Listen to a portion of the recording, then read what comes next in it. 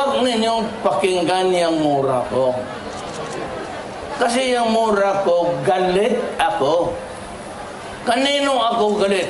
Galit ako para sa inyo. Hindi naman yung para sa akin. I will not allow myself na pahiya ako.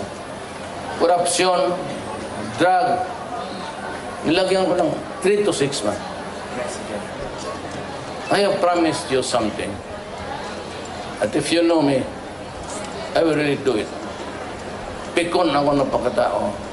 Kapag sinabi ko, huwag ninyong gawin yan. Huwag ninyong gawin. Pag sinabi ko, gawin ko yan, maasahan niyo. I said, itong presidency, makinig kayo mabuti ha, sasara na ako. I will do it even if makaposta ko, even if I lose my life, my honor, and even the presidency, gagawain ko yung pinangako ko.